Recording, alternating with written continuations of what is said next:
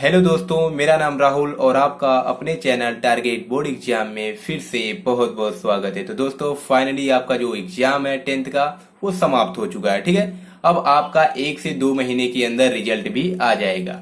अब देखिए, सबसे जो बड़ी समस्या यह आती है कि सर अब हम 11th में जाने वाले हैं, अब हमें कौन सा सब्जेक्ट चूज करना चाहिए। स्टूडेंट्स की सबसे बड़ी समस्या यही है कि आखिर हम 11th में कौन सा सब्जेक्ट लें। तो यह वीडियो उन्हीं लोगों के लिए बनाई गई है जिनको यह समस्या आ रही है। बहुत लोगों को नहीं भी आती है, लेकिन कुछ लोगों को आती है। तो इस वीडियो को थोड़ा सा भी स्किप मत कीजिएगा, शुरू से लेकर अंत तक देखिएगा, आपकी सारी समस्याएं दूर हो जाएंगी और आपको पता चल जाएगा कि आपको कौन सा सब्जेक्ट लेना है और आगे क्या करना है। ठीक है, तो 11th में कौन सा सब्जेक्ट लें, आज का हमारा यही टॉपिक है। अब देखिए, 10th में क्या होता था कि 10th में ही आपका जो सारा सब्जेक्ट था वो सभी को पढ़ना होता था। जैसे हिंदी हो गया, इंग्लिश हो गया, मैथ हो गया, साइंस हो गया। साइंस में सभी साइंस, जैसे भौतिक हो गया, फिजिक्स, केमिस्ट्री और बायो, सभी एक ही में था। उसके बाद सोशल साइंस था, उसमें भूगोल, इतिहास, नागरिक शास्त्र सब कुछ था। लेकिन अब 11th में क्या होता है कि 11th में सबसे पहले 2 स्ट्रीम में बढ़ जाता है। पहला हमारा होता है साइंस स्ट्रीम और दूसरा होता है आर्ट्स स्ट्रीम। अब इसमें तो कोई कंफ्यूजन नहीं होती है, क्योंकि कुछ बच्चे आर्ट स्ट्रीम से हो जाते हैं और कुछ बच्चे साइंस स्ट्रीम से हो जाते हैं। अब समस्या उन बच्चों को आती है जो साइंस स्ट्रीम से होते हैं। अब उसमें क्या होता है कि उसमें भी 2 शाखाएं निकल जाती है। पहला होता है या तो आपको मैथ लेना होगा या तो आपको बायो लेना होगा, किसी एक को ही आपको लेना होगा। ये नहीं कि आप दोनों ही ले सकते हैं, ऐसा आपको नहीं करना है, नहीं होगा। लेकिन 10th में क्या होता था कि दोनों हम एक साथ पढ़ते थे, मैथ भी पढ़ते थे और बायो भी पढ़ते थे।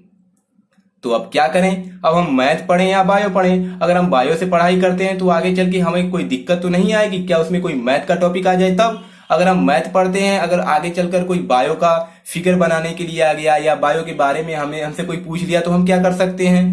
तो आखिर हमारा जो करियर होगा वो किसमें अच्छा होगा, हम किसमें अच्छा बेहतर कर सकते हैं। तो देखिए, ये सब चीजें आपको कोई दूसरा नहीं बता सकता है कि आपको मैथ लेना है या आपको बायो लेना है। आपका बायो भी बहुत अच्छा है, आप इसको भी लेंगे तो आगे बहुत कुछ कर सकते हैं, और मैथ भी कम नहीं है, मैथ को भी लेंगे तो आप बहुत कुछ आगे कर सकते हैं, अपना करियर बना सकते हैं।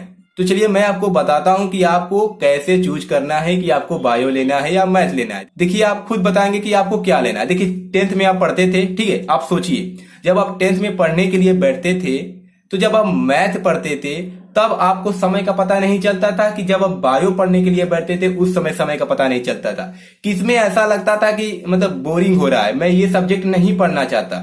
ठीक है, कुछ सब्जेक्ट ऐसे होते हैं जो कि समय हम आधे घंटे ही पढ़ते हैं लेकिन वो 2 घंटे के बराबर लगता है। लेकिन कुछ सब्जेक्ट ऐसे होते हैं जिन्हें हम आधे घंटे पढ़ते हैं लेकिन लगता है कि कुछ पढ़े ही नहीं है। 4 घंटे पढ़ लेंगे, लगता है कुछ पढ़े ही नहीं है। मतलब इतना प्रिय सब्जेक्ट हो जाता है, इतना अच्छा हमें वो लगने लगता है।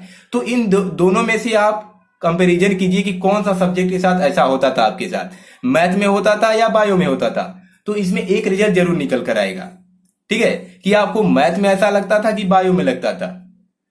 कि मैथ में आप जब पढ़ने के लिए बैठते थे उसमें समय का पता नहीं चलता था, इतना आपको अच्छा लगता था कि बायो में जब आप पढ़ने के लिए बैठते थे उसमें समय का पता नहीं चलता था, इतना आपको अच्छा लगता था। ठीक है, तो आपको चूज करना, ये नहीं कि अब ये मत सोचिए कि आगे हम अगर मेरे जो फ्रेंड्स हैं वो मैथ ले रहे हैं, मैं बायो ले लूंगा तो आगे चल के इंजीनियर बन जाएंगे और मैं कुछ नहीं कर पाऊंगा, एक छोटा सा डॉक्टर ही बन पाऊंगा। ऐसी छोटी सोच मत रखिए। बायो में भी बहुत सारे ऑप्शंस हैं। आप नीट क्वालिफाई कर लीजिए, ठीक है, नीट क्वालिफाई करते हैं तो आप बहुत अच्छे डॉक्टर बन सकते हैं, ऐसा बात नहीं है। आप आगे चल के बहुत अच्छे डॉक्टर बन जाएंगे तो खुद के गांव में अपना मेडिकल खोल सकते हैं और बहुत तरक्की कर सकते हैं, देश विदेश में जा सकते हैं, डॉक्टर बन जाएंगे तो नर्स की पढ़ाई कर सकते हैं। तो ये सब बायो में आता है और बहुत से ऑप्शंस हैं। आप देखिएगा यूट्यूब पर बहुत से ऑप्शंस है, बहुत सी वीडियो बनी हुई है कि बायो में क्या क्या आप कर सकते हैं। ऐसे ही मैथ है, अगर आप मैथ लेते हैं तो आप इंजीनियर की पढ़ाई कर सकते हैं। मतलब बहुत कुछ इसमें भी है। तो ऐसा नहीं है कि दोनों में से कोई एक ही बेस्ट है, दोनों बेस्ट है, लेकिन आपको अपने अनुसार चुनना होगा कि आपको किसमें इंटरेस्ट है, आपका इंटरेस्ट किसमें है। आप अभी तक 10 साल से पढ़ाई की है, ठीक है, 10 साल आप पढ़ाई किए हैं, 1 से लेके 10 साल।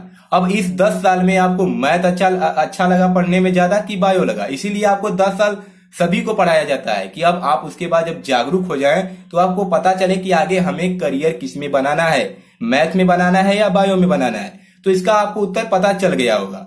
ठीक है, अगर आपको पता चल गया है कि आपको बायो लेना है या मैथ लेना है तो कमेंट बॉक्स में जरूर लिखिएगा। और ये मत सोचिए कि मेरा जो दोस्त है वो मैथ लिया है तो मैं भी मैथ लूंगा, ऐसी गलती आपको नहीं करनी है। वो आपको अपने अनुसार चुनना है, ठीक है, अपने अनुसार चुनना है कि आपको लेना क्या है। ऐसा नहीं है कि मेरा दोस्त मैथ लिया है तो मैं भी मैथ लूंगा। कुछ लोग ऐसे होते हैं कि उनके दोस्त जो होते हैं मैथ ले लेते हैं तो वो भी मैथ ले लेंगे और आगे चल के कहेंगे कि मुझे मैथ में कुछ समझ ही नहीं आ रहा है। मेरे साथ खुद ऐसा हुआ है, ठीक है।